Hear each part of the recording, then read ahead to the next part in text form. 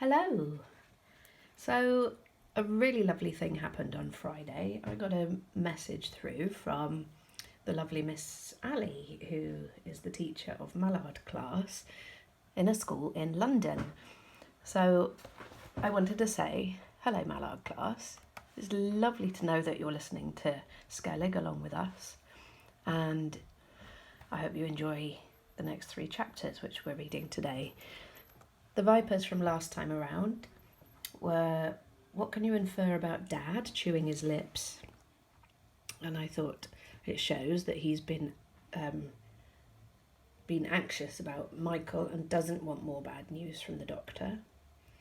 I asked whether you could predict what the news is about the baby, and it's tomorrow that they'll be doing it. Suggests that the baby might need an operation, perhaps.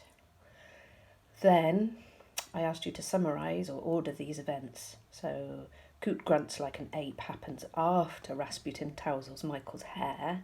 Both of those happen before Rasputin squawks and flops across his desk. So today's Vipers questions. Can you recall what did Mina show Michael that she'd been keeping on a top shelf? And how does the author use show me, don't tell me to explain how Michael feels when talking to his dad on the phone? And what does the word daub mean, and can you use it in a sentence? Okay, chapter 34. I'll tell you why I haven't got enough light in here, have I? I'll open this curtain.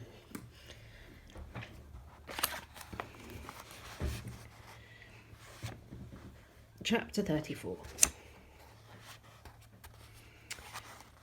I sat at the kitchen table with Mina. Her mother was above us, cutting up lettuce and tomatoes and bread.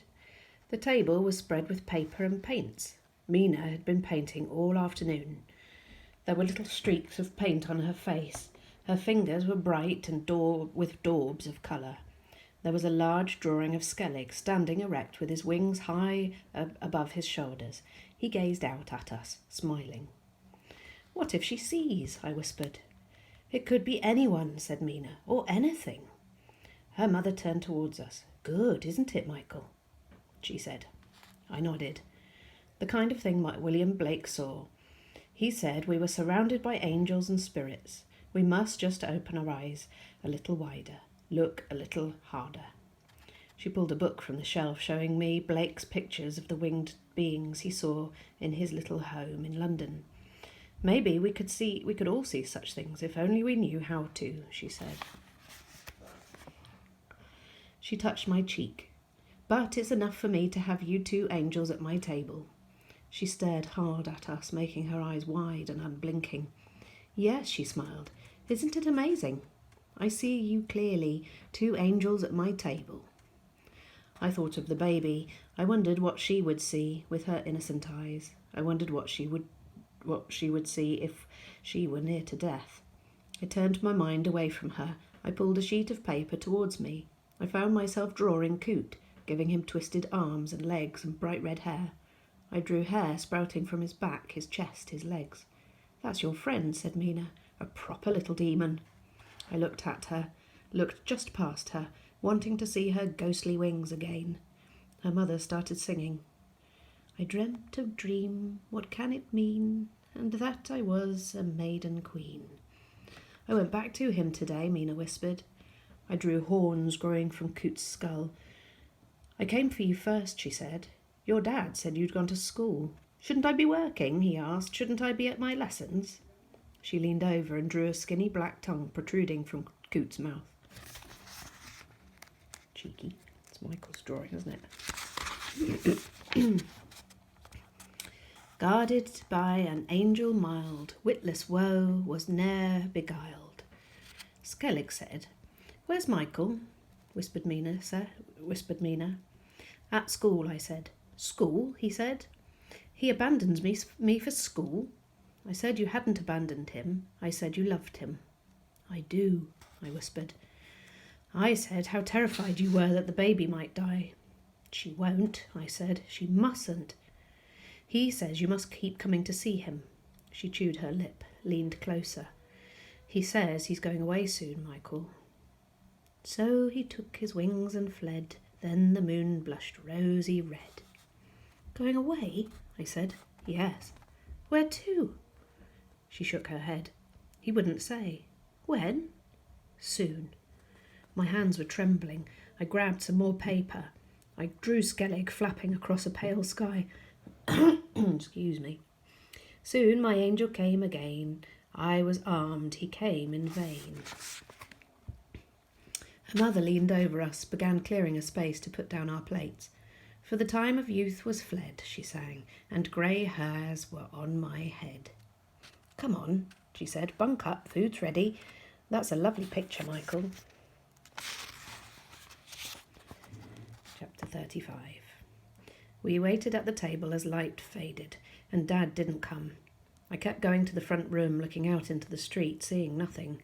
Mina's mother kept comforting me. "Don't worry, Michael, he'll come soon." "Don't worry, Michael, I'm sure everything's all right." We drew and drew.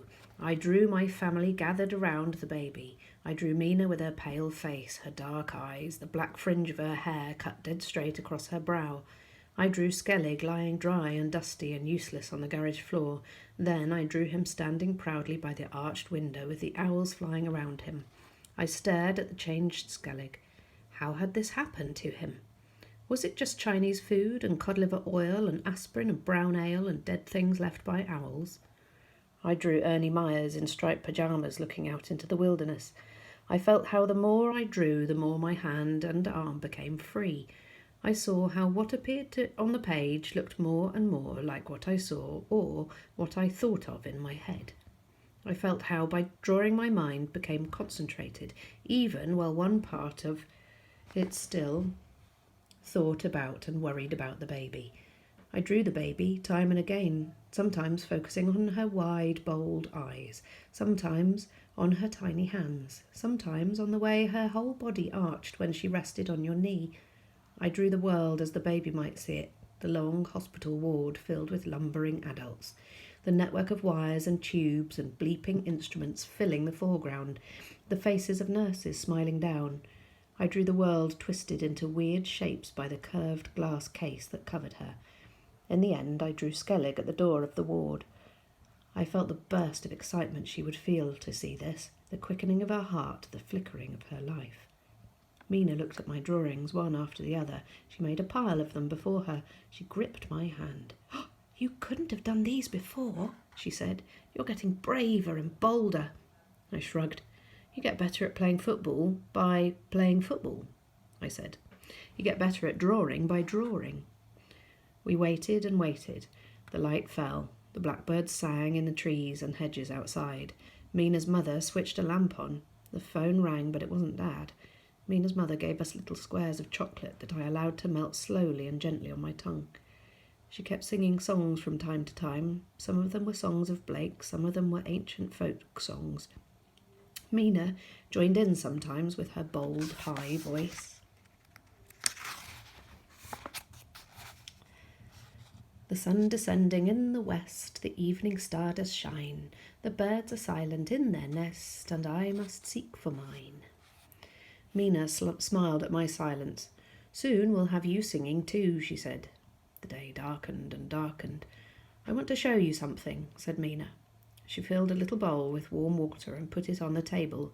She reached up onto the shelf and took down a ball of skin and bone and fur, like the one she had taken from the garage floor. She dropped it into the warm water. She rubbed it with her fingers. It separated into fragments of dark fur and ripped skin. She pulled out tiny bones. There was a skull, the skull of a tiny animal. Her mother watched and smiled. "Another owl pellet?" she said. "Yes," said Mina. She looked at me. "Owls eat their victims whole, Michael," she said. "They digest the flesh. Then they regurgitate the parts that can't be digested. Skin and bone and fur. You can see what the owl has been eating by inspecting the pellet. This owl, like most owls, has eaten small creatures like mice or voles." Her mother turned away, worked at the sink. "This is the pellet I brought out from the garage," she whispered. "There were dozens of them in there, Michael." "It came from Skellig," I whispered. She nodded. "What does it mean?" She shook her head. "What is he?" She shook her head. There was nothing more I could say. Extraordinary, she hissed. She started singing again. When I looked into the street, I saw lights in windows, the treetops etched black against the mauve sky. I looked up and saw the last birds heading for their nests. Then the phone went again, and this time it was Dad. Mina's mother held the handset out to me. I couldn't go to it. She smiled. "Come on," she said. "Come on." Dad said everything was fine. The baby was sleeping. He'd seen the doctors. He was staying for a while longer with Mum. "Is the baby okay?" I said. "What are they going to do?" "They'll operate tomorrow," he said. "What are they going to do?" No answer. "Dad, what are they going to do?" I heard the sighing, the fear in his voice. "They're operating on her heart, Michael." He said some more, but I couldn't hear it. Something about being with me soon, about how everything would be fine, about how Mum sent me her love. I dropped the phone. "They're operating on her heart," I whispered. Chapter 36. I went out into the front garden with Mina. We sat on the front wall waiting for Dad's car turning into the street. The door was open behind us, letting a wedge of light out into the dark. Whisper came, slinking through the shadows behind the wall. He sat below us, curled against our feet. "What does it mean?" I said. "If Skellig eats living things and makes pellets like owls?" She shrugged. "We can't know," she said. "What is he?" I said. "We can't know. Sometimes we just have to accept there are things that we can't know." "Why is your sister ill? Why did my father die?" She held my hand. "Sometimes we think we should be able to know everything, but we can't. We have to allow ourselves to see what there is to see, and we have to imagine." We talked about the fledglings in the nest above. We tried to get together to hear their breathing. We wondered what blackbird babies dreamed about. "Sometimes they'll be very scared," said Mina. "They'll dream about cats climbing towards them. They'll dream about dangerous crows with ugly beaks. They'll dream about vicious children plundering the nest. They'll dream of death all around them, but there'll be happy dreams as well, dreams of life. They'll dream of flying like their parents do. They'll dream of finding their own tree one day, building their own nest, having their own chicks." I held my hand to my heart. What would I feel when they opened the baby's fragile chest, when they cut into her tiny heart? Mina's fingers were cold and dry and small. I felt the tiny pulse of blood in them. I felt how my own hand trembled very quickly, very gently. "We're still like chicks," she said. "Happy half the time, half the time dead scared." I closed my eyes and tried to discover where the happy half was hiding. I felt the tears trickling through my tightly closed eyelids. I felt Whisper's claws tugging at my jeans. I wanted to be all alone in an attic like Skellig, with just the owls and the moonlight and an oblivious heart. "You're so brave," said Mina. And then Dad's car came, with all its blaring engine and its glaring lights, and the fear just increased and increased and increased.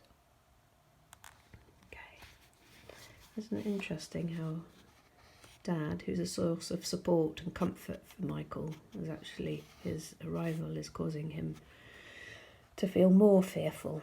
It can be like that, can't it, when somebody reminds us of something scary, even though they themselves are not scary. Okay, so those are the Viper's questions. Pause those before the video finishes, and I'll talk through some answers next time. Bye, and bye, Mallard Class.